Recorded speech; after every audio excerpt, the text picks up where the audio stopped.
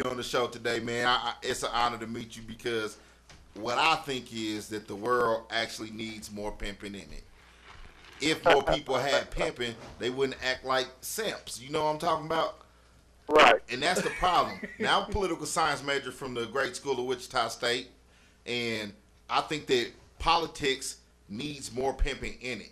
See, Barack, he done lost his swag. He don't got his pimping right. You know what I'm talking about?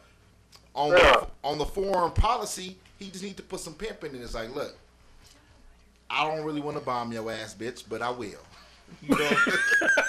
Now, you need to make your next move your best move, because pimps, they talk really fast. And if he gets to talking like that, they won't even understand half the shit he's saying, but they gonna do it. And everything will be all right. What you think? Well, let me first explain the concept of that word pimping. Okay. And how game is derived from that word. Right? Now, what is game? People say it all the time. They don't know what game is. Well, all game is. I love it. My father said to me that game is knowledge with a flair. Right. Knowledge with a flair. Because you got to know how to play the game. Yeah, you got to have some game. So you know, for the past 12 years, I've been silent because I was doing some other things on some other levels, reaching some other levels. So I've been silent. I allow guys to release their projects, to promote this clown movement, and after 12 years, I just couldn't take it anymore. So just recently, I decided that I was going to clear this stuff up. Right. And so through my site, gorgeousdre.com, I've released the follow-up to American Pimp, which is called Master of the Game. We watched a little bit of that today. We watched a little of the trailer on YouTube, man. And Izreal, and I love that part when you were on there. What was it, Izreal? Quote that. You said, I overcame pimping like somebody overcame cancer. I love it. Right. See, this is, and I want you to talk about this. This is what I think. I think that the word pimp gets a bad connotation on it. You see what I'm saying? And when I use the word pimp or pimp in, I'm talking about a person's a swag or ability to be charismatic, not necessarily degrading a woman or something like that, because they're going to do that themselves. You know what I'm saying? Like you don't got to make them do nothing. They're going to do it on their own. And I think that's one of the biggest misconceptions about actual pimping. You know what I mean? Is that there's these men who are the big bad wolf of London. You know what I'm talking about? That's like forcing some woman to do something that they don't want to do. Dre, I don't think people understand that somebody's mama had to be the hoe. I don't think they understand that. Not everybody's mama was a schoolgirl. I be trying to tell them, your mama was the hoe in high school. Nobody made her be. She wanted to be. Let me say it like this, man. When the Hughes brothers came to me, they hired me as a technical advisor for American Pimp. So about 85% of the guys I put in the film.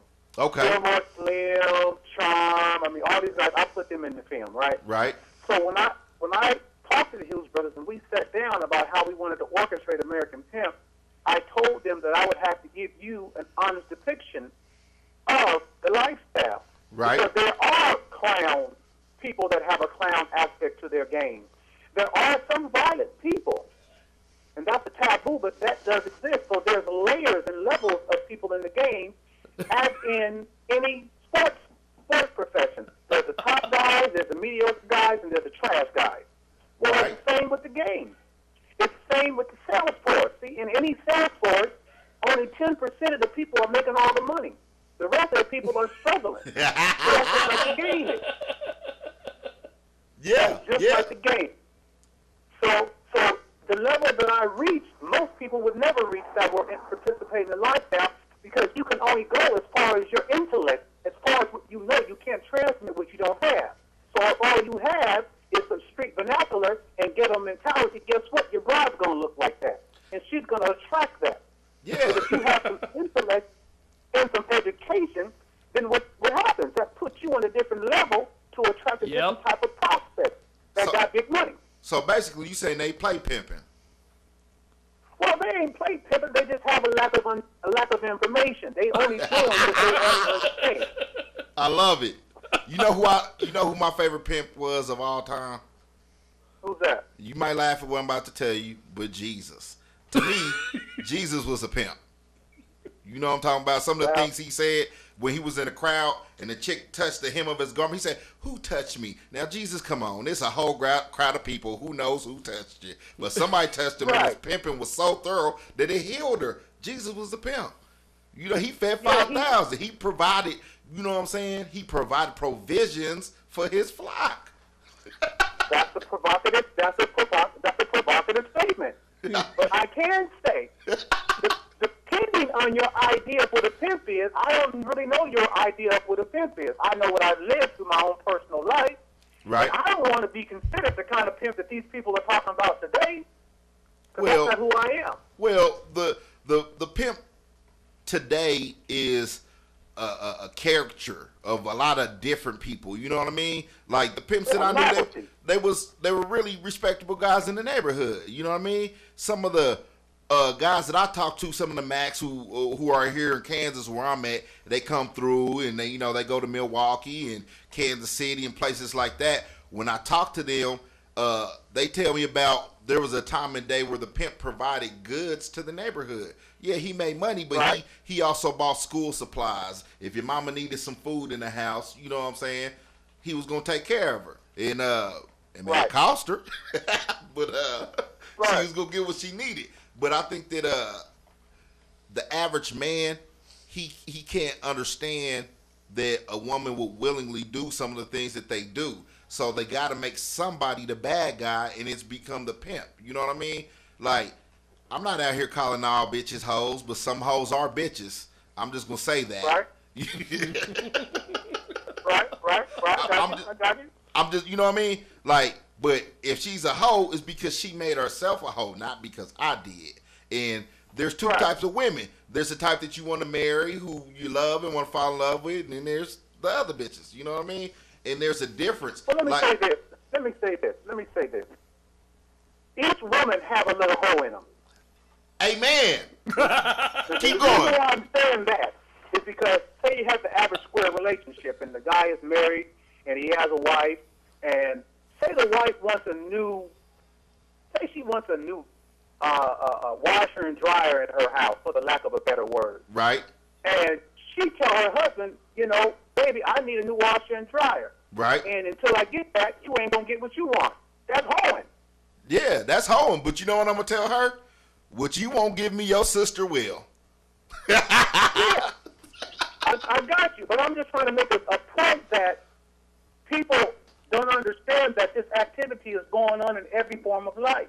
Oh, yeah. Somebody is, I have something that you want, and if you want it, you got to give me something for it. Now, I'm not promoting it. It's just there. No, it is, because just there. I feel like after child support pimp me each month, they should roll over and have a cigarette. I'm definitely child support's bitch. I mean, it's official. I understand. It's official. And yeah, I'm glad you guys are listening. You're hearing it from a true certified pimp's mouth. This ain't just some stuff I made up. Now when you hear me say it, it should be some credibility behind it, because I'm giving you the man who knows. You know what I mean? Like you alluded to one thing about like self-confidence, and I'm gonna talk about this, and I'm gonna switch gears on you. Self-confidence. I was trying to explain to this young brother, when you approach a woman, if you're not confident, she not gonna be confident in you. So when you approach her, if you like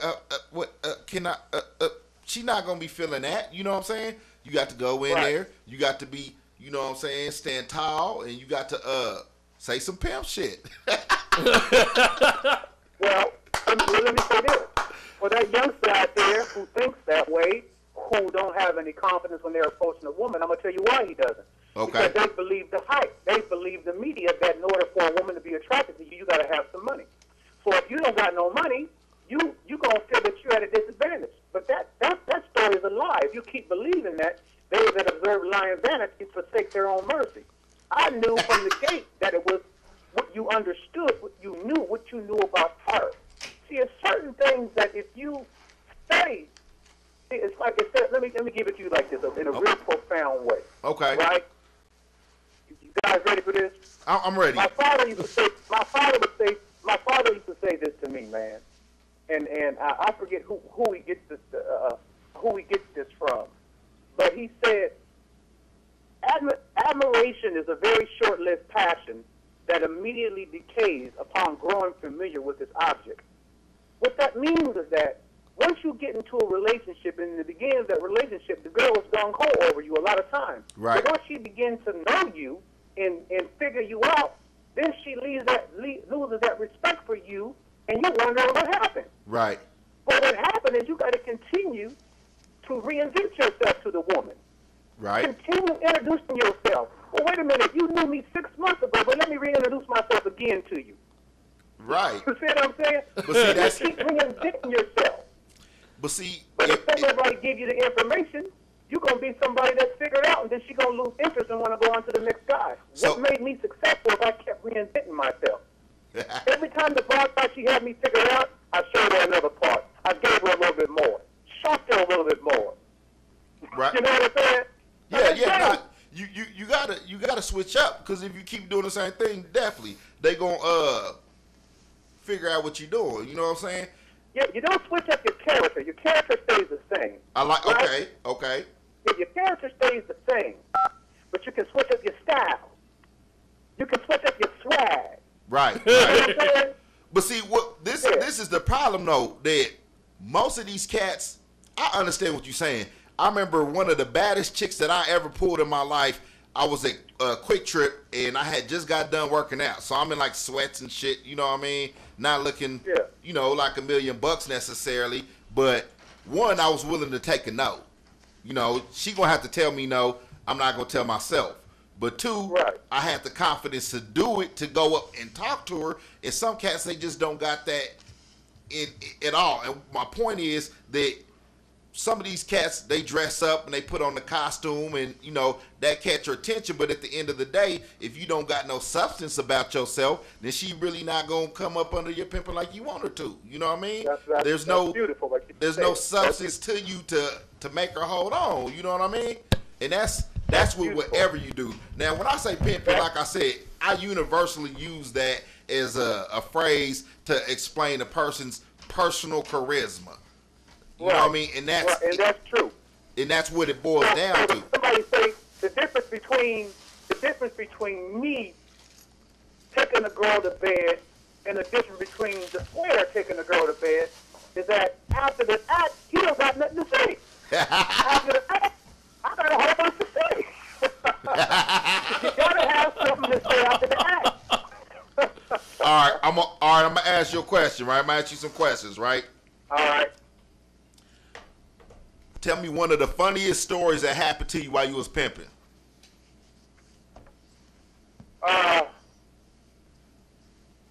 Well, man, that's hard, man. Because funny story. Yeah, funny. The funny story is when I heard a friend of mine up out of Minnesota when he knocked another guy for his bottom girl.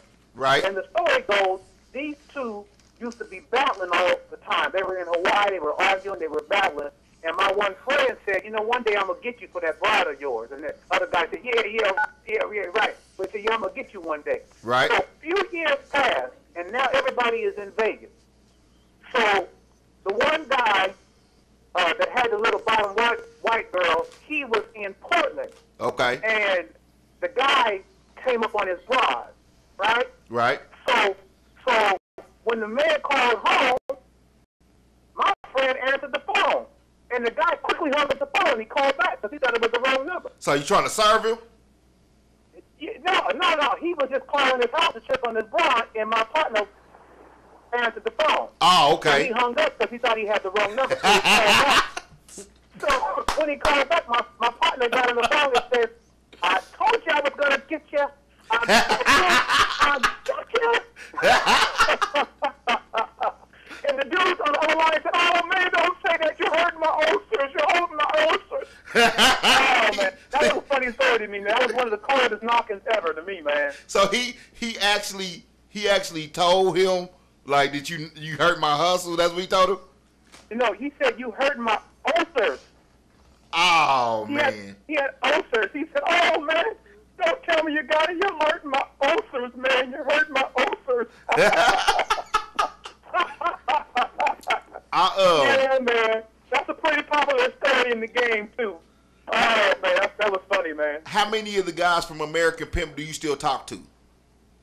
Most of them call me. And, a lot of them I talk to. A lot of them, are doing their own thing. But it's not just from American Pimp. Some guys from Pimps Up Hold Down call me. A lot of guys call me. Yeah. We may have I don't mean to interrupt you there, Gorgeous Dre. We may end up having to have Gorgeous Dre book us a Pimp segment every week. I'm telling you, man. I think that people could benefit from what you're trying to tell them, man. Because really, if you take the same philosophies at the core of what you're saying and you package them in a more of a corporate way, if you were doing it corporately, they tell you that you was a motivational speaker. If you're using spiritual language, I said that's exactly what I do now. If you go on my site, you'll see I've been on the biggest Christian station in the world. You'll see I've been on Montel Williams. You'll see I've been on lecturing at universities. They ask me to come speak everywhere. So that's what I do now. Right. When you go now, I want you to tell them that Izreal said the biggest pimp ever was Jesus. And I'm gonna tell you why. There's more reason why. I'm gonna let you tell them. I'm gonna let you tell them that, man. Okay. Now this is. I'm only speaking for myself, and this is why. Right. Right. Say it's 4:00 in the morning. Right. Right. And a chick called me. She say, "Yo, I'm hungry. Bring me some food." Right. Right. I'm not gonna do it because I'm asleep, bitch. Right. But she can call Jesus and he'll come. She can call Jesus at any time and he'll do anything and he'll never ask for a vagina. I'm gonna ask. Eventually, I'm gonna ask. And for that fact alone, he's the biggest pimp. They give him his money with no question, 10% off top. They there faithfully every Sunday, and Jesus will stop you from getting some. He will. Well, what do you think about Muhammad? What do you think about Hare Krishna? What do you think about Buddha? What do you think about all these characters? I ain't never really heard of them doing no cock blocking, but I'm sure it happens. I'm just saying, I'm sure it happens. Right. Okay. I'm gonna let you have that one right there. I'm gonna leave that one alone. Nah, I'm clowning, man. I'm clowning, but I know. Look, man. Look, it's very important, man. What I did with Master of the Game, man, what I did was I had actual women that were with me in the game, and what I felt like American Pimp showed the men's side. Right. I needed women that were in the game that speak for themselves, that were doing it at a high level with me. I wanted them to speak for themselves. That's the real part of the game. For Master of the Game, my new film is actual women who were with me telling stories. And just like the guys on American Pimp, but there's women that's talking about it now. There's women that's telling their side of the story. And I thought that needed to be told. And it's powerful, man. A lot of guys have saw the movie. Pimp and Ken saw the movie, and he said, man, I got to re-examine my life, man, just based upon this movie I just seen. Master of the Game is nothing out there. You will never see nothing like it. You know what, powerful, though? Man. One thing that I do like about you and I do like about Pimp and Ken is that, like Pimp Ken, he on some real positive stuff if you didn't know it. You know what I'm saying? Right. And like the principles that you guys talk about at the core, and I keep repeating this, is same principles that'll make you successful at whatever you do. Whatever you're doing. You follow what I'm saying? Absolutely right, Izreal. And those are the things that need to be taught to these kids, especially for these young brothers who coming up, because I see that there's a generational gap between like young men who want to be men and young men who think they men. I got a title for them, Dre. I call them Peter Pans. They boys who refuse to grow up. You see what I'm saying? And there's a time and place for that. Let me give you some real game. Okay. I'm the one who told everybody in American Pimp, before you a pimp and before you anything, you got to be a man. I love it. And that's one of my favorite quotes. Me and my brother quote it all the time. You got to be a man before anything. Let me give you some more. When a person is born, they're either a male or a female. Right. That's a gender. Right? Right. Male and female is a gender. Right. But a man is a position that you have to earn to get to.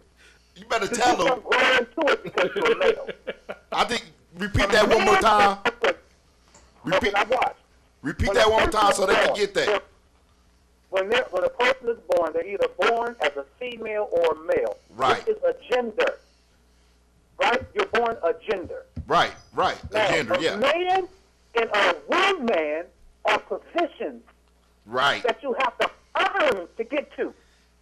Just because you're a male don't mean you're going to actually grow into a man. No. You got to earn the position of a man. We got you, baby. They don't even begin to understand what that means. See, for me, well, that's why I'm breaking it down. And I'm So glad now because what happens is all these guys are walking around a bunch of males, a bunch of genders. Right. You ain't nothing but a gender. Oh, man, I'm a man. No, I'm a gender. I love it. I love it. You absolutely right. And see, then what pisses me off is that you got these females that'll go find this pseudo man. He ain't really a man. You know, he's a clown because amongst real men, we look at him like he's a bitch. You know what I'm saying? But she go get him, and she thinks she got something good, and then she want to judge all the rest of the men based upon this clown. You know what I'm saying? Right. And I'm like, well, I'm never going to hate on nobody, so it's not my place to tell you that he's a simp and not a pimp. You know what I'm saying? And I be trying to get it across to these people all the time. You know, man, I met some millionaires. I met some billionaires, actually. And no matter where I'm at, like you said, I'm a man first. Yep. I'll tell you a story. I met the governor of Kansas when I was in college, right?